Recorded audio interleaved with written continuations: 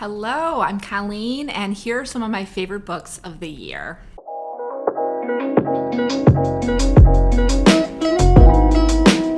So I decided to split these into more than one video since I read a lot of different genres, and the video you have stumbled upon is my favorite fantasy and mystery reads of 2021. And we are going to start with fantasy and with an author who I have loved for decades now, and that is A Dance with Fate by Juliette Marillier, I think is how you pronounce it.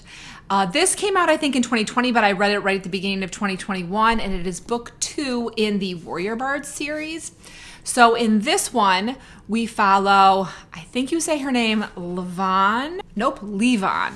There's like a pronunciation guide, which is extremely helpful with all these Celtic names. Levon and Dow are the main characters in this book.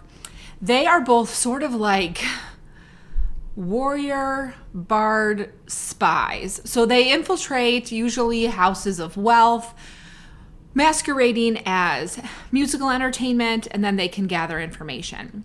This book is a little different than the first one in that we are at the beginning of the novel in their training camp, and Levon and Dow are sparring, and Levon lands a very heavy blow on Dow and blinds him.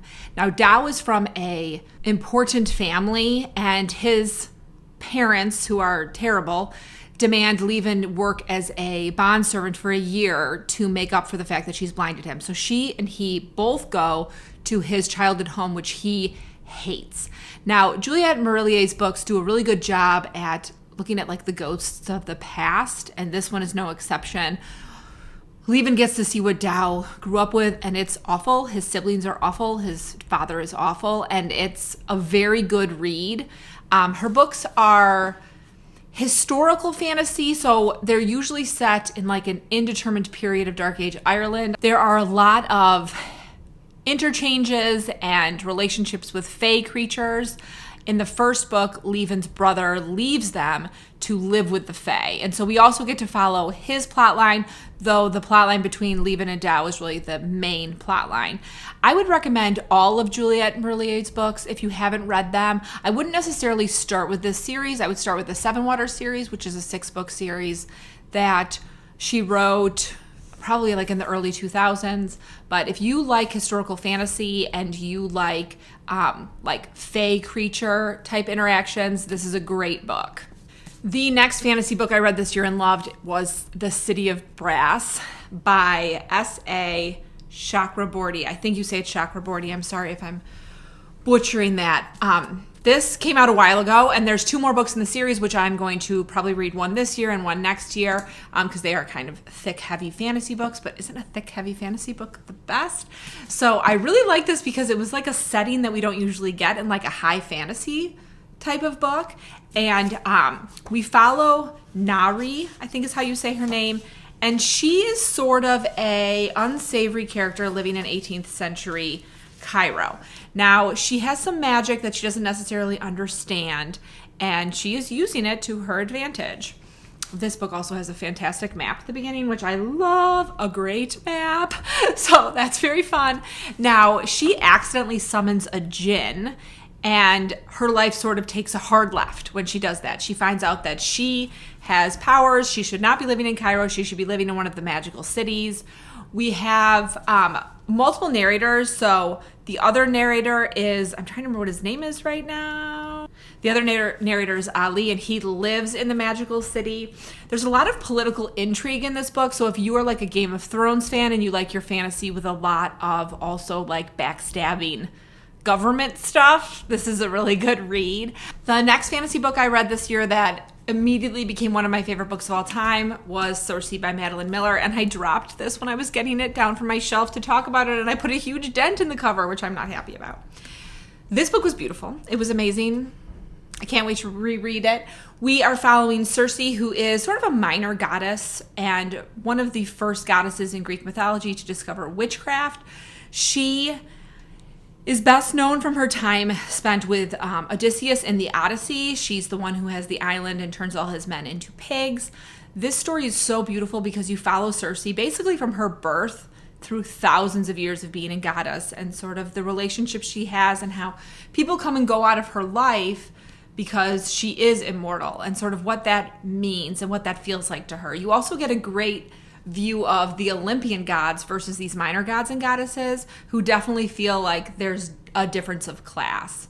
I went on such a journey with this book. I read it, I think like the last week of August. The weather was beautiful. I sat in the backyard and I bawled my eyes out when I finished it. Not because it's necessarily sad, because when you follow a character for this long, you really feel like you went on such a journey with them and that you can't believe the story is over.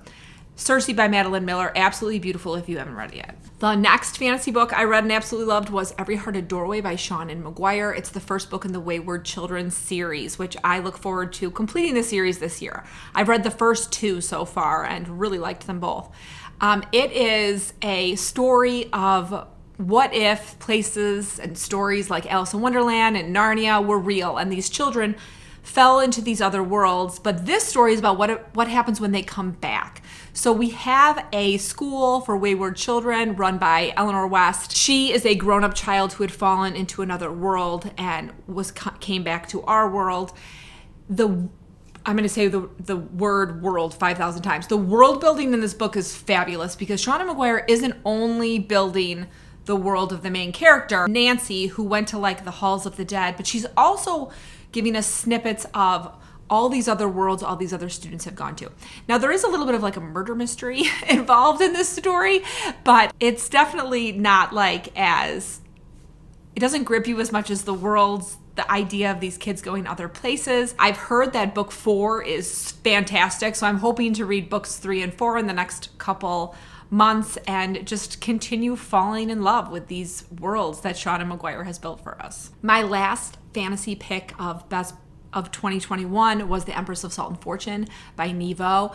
This is a gorgeous book, and if you like sort of like folklorish feelings books, definitely pick this one up. We follow, I believe you pronounced the character's name, Chi, who's a non-binary monk who is traveling around basically like a folklorish version of China, gathering stories. Chi meets Rabbit, who at first glance just seems like a regular elderly woman, but as she begins to tell her story, you find out that she was living in this great hall, serving an empress. It's beautiful. The rhythm of the story is really nice. You definitely feel like swept up. Like you feel like you're sitting next to Rabbit and next to Chi and listening to the story as well. This was the first book in a series. The Tiger Came Down the Mountain, I think is what it's called. No, The Tigers Came Down the Mountain is book 2 in the series, which I read also and really liked, but I did like this one a little more. There's more coming out. I can't wait to engulf all of them. Now moving on to mystery. My favorite mystery I read this year was The Sea of Lost Girls by Carol Goodman. Carol Goodman is my favorite mystery author, and I read 2 of her books this year, and this was my favorite. And this might be one of my favorite books she's ever written. This is very winter, very atmospheric, very, upstate New York, which are definitely some of her markers. In this, we are following Tess, who is a teacher at a boarding school, and her son attends. And she was a student there when she was a teenager. In the middle of the night, Tess gets a text from her son Rudy asking if she can pick him up. She goes to pick him up. He's soaking wet and obviously shaken. She takes him home, and then the next morning, they are alerted to the fact that Rudy's girlfriend died / was murdered around the same time Tess picked Rudy up. So Tess starts to get really anxious about whether or not her son had anything to do with it. Related to this, Tess has a very hard past, and you get snippets of her past throughout the story as it unweaves and you see what she actually went through. This also makes Tess a very unreliable narrator, and she does not trust her own judgment when it comes to her son, herself, any of the relationships she has. If you like dark academia books, definitely pick this one up. It doesn't have like the fall vibes, but I think winter is so much creepier because Carol Goodman really writes like a good icy setting. So, there's times when characters are trying to get out of danger, but there's like slick ice everywhere, and that's like my biggest fear. So that really plays well to me. So pick up The Sea of Lost Girls this winter and enjoy it.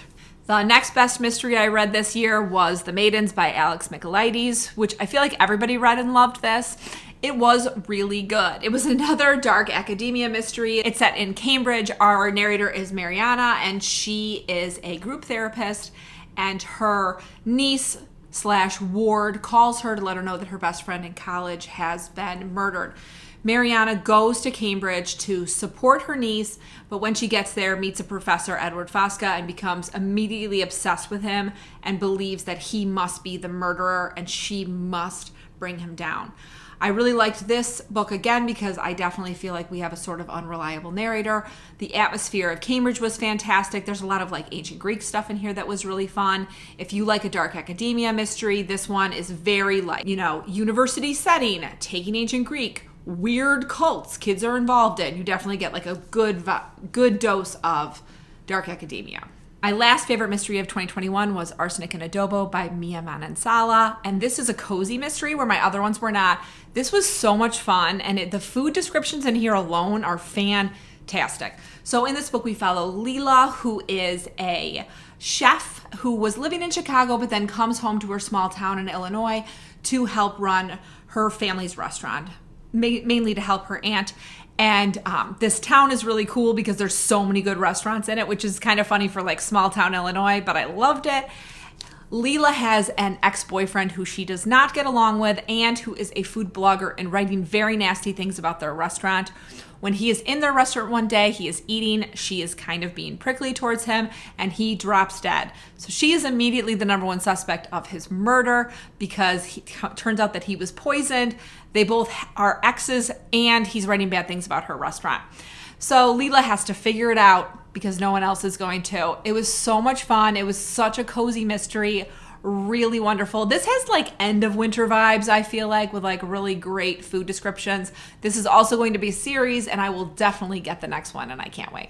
So those were my favorite fantasy and mystery books from 2021. I hope there was something on the list that interested you, and I hope you are in the middle of a good book, about to start a good book, or about to start writing a great book. See you soon.